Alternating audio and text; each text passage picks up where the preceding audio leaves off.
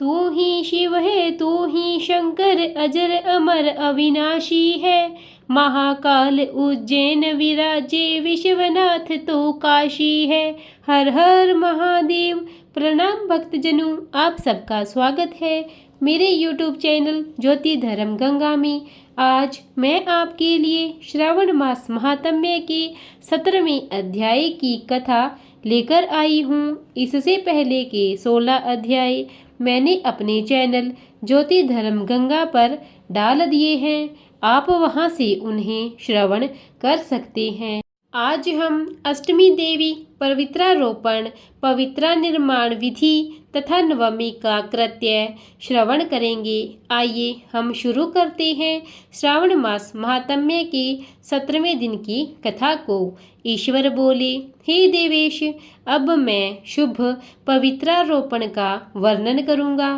सप्तमी तिथि को अधिवासन करके अष्टमी तिथि को अर्पण करना चाहिए। जो पवित्र बनाता है उसके पुण्य फल को सुनिए। सभी प्रकार के यज्ञ, व्रत तथा दान करने और सभी तीर्थों में स्नान करने का फल मनुष्य को केवल पवित्र धारण करने से प्राप्त हो जाता है, क्योंकि भगवती शिवा सर्वव्यापिनी है। इस व्रत से मनुष्य धनहीन नहीं होता, उसे दुख, पीड़ा तथा व्याधियां नहीं होती, उसे शत्रुओं से होने वाला भय नहीं होता और वह कभी भी ग्रहों से पीड़ित नहीं रहता। इससे छोटे बड़े सभी कार्य सिद्ध हो जाते हैं। हे वत्स, मनुष्यों तथा राजाओं के, विशेष करके स्त्रियों के पुण्य की वृद्धि के लिए इससे श्रेष्ठ कोई अन्य व्रत नहीं है। हे तात, सौभाग्य प्रदान करने वाले इस व्रत को मैंने आपके प्रति स्नेह के कारण बताया है। हे ब्रह्मपुत्र, श्रावण मास के शुक्ल पक्ष की सप्तमी तिथि को अधिवासन करके देवी के प्रति उत्तम भक्ति से संपन्न वह मनुष्य सभी सामग्रियों से युक्त होकर सभी पूजा द्रव्यों, गंध, पुष्प, फल आदि अनेक प्रकार के नैवेद्य तथा वस्त्राभरण आदि संपादित करके इनकी शुद्धि करे। इसके बाद पंचगव्य का प्राशन कराए, चरु से दिग्बली प्रदान करे तथा अधिवासन करे। उसके बाद सदृश वस्त्रों तथा पत्रों से इस पवित्रक को आच्छादित करें। पुनः देवी के उस मूल मंत्र से उसे 100 बार अभिमंत्रित करके सर्व शोभा समन्वित उस पवित्रक को देवी के समक्ष स्थापित करें। इसके बाद देवी का मंडप बनाकर रात्रि में जागरण करें और नट, नर्तक तथा वारांगनाओं के अनेक विध कुशल समूहों और गाने बजाने तथा नाचने की कला में प्रवीण लोगों को देवी के समक्ष स्थापित करें। उसके बाद प्रातःकाल विधिवत स्नान करके पुनः बलि प्रदान करें। इसके बाद विधिवत देवी की पूजा करके स्त्रियों तथा द्विजों को भोजन कराएं। पहले देवी को पवित्रक अर्पण करें और अंत में दक्षिणा प्रदान करें। हे वत्स, अपने सामर्थ्य के अनुसार कार्य सिद्धि करने वाले उस नियम को धारण करें। राजा को प्रयत्न पूर्वक स्त्री के प्रति आसक्ति, जुआ, आखेट तथा मांस आदि का परित्याग कर देना चाहिए। ब्राह्मणों तथा आचार्यों को स्वाध्याय का और वैश्यों को खेती का कार्य तथा व्यवसाय नहीं करना चाहिए। 7, 5, 3, 1 अथवा आधा दिन ही त्याग पूर्वक रहना चाहिए और देवी के कार्यों में निरंतर अपने मन में आसक्ति बनाए रखनी चाहिए। हे मुनि सतम, जो बुद्धिमान व्यक्ति विधान पूर्वक पवित्रारोपण नहीं करता है, उसकी वर्ष भर की पूजा व्यर्थ हो जाती है। अतः मनुष्यों को चाहिए कि देवी परायण तथा भक्ति से संपन्न होकर प्रत्येक वर्ष शुभ पवित्रारोपण अवश्य करें। कर्क अथवा सिंह राशि में सूर्य के प्रवेश करने पर शुक्ल पक्ष की अष्टमी तिथि को देवी को पवित्रक अर्पित करना चाहिए। हे संत कुमार, इसके ना करने में दोष होता है, इसे नित्य करना बताया गया है। संत कुमार बोले, हे देवाधिदेव, हे महादेव, हे स्वामीन, आपने जिस पवित्रक का कथन किया है वह कैसे बनाया जाना चाहिए, उसकी संपूर्ण विधि बताएं। ईश्वर बोले, हे संत कुमार, स्वर्ण, ताम्र, चांदी, रेशमी वस्त्र से निकाले गए कुश काश के अथवा ब्राह्मणी के द्वारा काते गए कपास के सूत को तिगुना करके फिर उसका तिगुना करके पवित्रक बनाना चाहिए। उसमें 308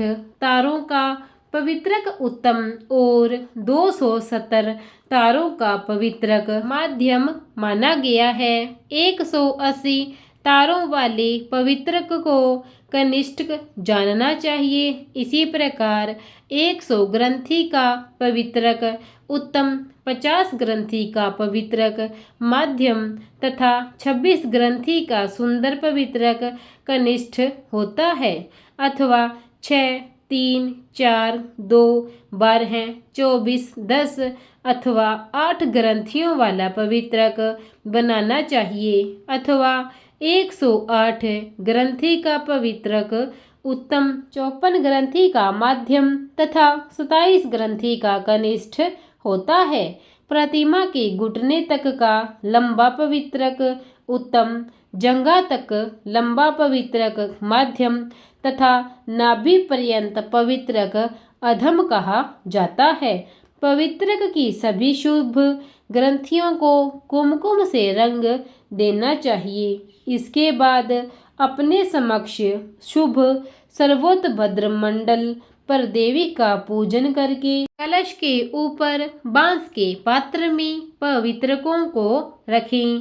3 तार वाले पवित्रक में ब्रह्मा, विष्णु तथा शिव का आवाहन करके स्थापित करें। इसके बाद का सुनिए। 9 तार के पवित्रक में ओंकार, सोम, अग्नि, ब्रह्मा, समस्त नागों, चंद्रमा, सूर्य, शिव तथा विश्व देवों की स्थापना करें। हे संत कुमार, अब मैं ग्रंथियों में स्थापित किए जाने वाले देवताओं का वर्णन करूँगा। क्रिया, पौरुषी, वीरा, विजया, अपराजिता, मनोन्मणि, जाया, भद्रा, मुक्ति और ईशा ये देवियां हैं। इनके नामों के पूर्व में प्रणव तथा अंत में नमः लगाकर ग्रंथि संख्या के अनुसार क्रमश आवाहन करके चंदन आदि से इनकी पूजा करनी चाहिए। इसके बाद प्रणव से अभिमंत्रित करके देवी को धूप अर्पण करना चाहिए। हे संत कुमार, मैंने आपसे देवी के इस शुभ पवित्रारोपण का वर्णन कर दिया है। इसी प्रकार अन्य देवताओं का भी पवित्रारोपण प्रतिपदा आदि तिथियों में करना चाहिए। मैं उन देवताओं को आपको बताता हूँ। कुबेर, लक्ष्मी, गौरी, गणेश, चंद्रमा, बृहस्पति, सूर्य, चंडिका, अम्बा, वासुकी, ऋषिगण, चक्रपाणि, अनंत, शिवजी, ब्रह्मा और पितर, इन देवताओं की पूजा प्रतिपदा आदि तिथियों में करनी चाहिए। यह मुख्य देवता का पवित्रारोपण है। उनके अंग देवता का पवित्रक 3 सूतों का होना चाहिए। ईश्वर बोले, हे विपेंद्र, अब मैं श्रावण मास के दोनों पक्षों की नवमी तिथियों के करणनीय कृत्य को बताऊंगा। इस दिन कुमारी नामक दुर्गा की यथाविधि पूजा करनी चाहिए। दोनों पक्षों की नवमी के दिन नक्त व्रत करना चाहिए और उसमें दुग्ध तथा मधु का आहार ग्रहण करें। अथवा उपवास करें। उस दिन कुमारी नामक उन पापनाशिनी दुर्गा चंडिका की चांदी की मूर्ति बनाकर भक्तिपूर्वक सदा उनका अर्चन करें। गंध, चंदन, कनेर के पुष्पों, दशांग, धूप और मोदक से उनका पूजन करें। उसके बाद कुमारी कन्या स्त्रियों तथा विप्रों को श्रद्धापूर्वक भोजन कराएं। फिर मौन धारण करके स्वयं बेलपत्र का आहार ग्रहण करें। इस प्रकार जो मनुष्य अत्यंत श्रद्धा के साथ दुर्गा जी की पूजा करता है वह उस परम स्थान को जाता है जहाँ देव बृहस्पति विद्यमान है। हे विधि निरंजन, यह मैंने आपसे नवमी तिथि का कृत्य कह दिया। यह मनुष्यों के सभी पापों का नाश करने वाला, सभी संपदाएं प्रदान करने वाला, पुत्र पौत्र आदि उत्पन्न करने वाला और अंत में उन्हें उत्तम गति प्रदान करने वाला है। इस प्रकार श्री स्कंद पुराण के अंतर्गत ईश्वर संत कुमार संवाद में श्रावण मास महात्म्य में अष्टमी तिथि को देवी पवित्रारोपण नामक 17वां अध्याय पूर्ण हुआ। प्रेम से बोलिए हर हर महादेव। प्रिय भक्तजनों, अगर आपको मेरा यह अध्याय अच्छा लगा हो तो इसे ज़्यादा से ज़्यादा लाइक कीजिए, शेयर कीजिए और कमेंट में हर हर महादेव अवश्य लिखिए। और अगर आप मेरे चैनल पर नए हैं, आपने अब तक मेरे चैनल को सब्सक्राइब नहीं किया है तो कृपा करके उसे सब्सक्राइब कीजिए और बेल आइकन दबा दीजिए ताकि नित्य मेरी सभी वीडियो, कथाएं, महात्म्य के नोटिफिकेशन आपको मिलते रहें। धन्यवाद।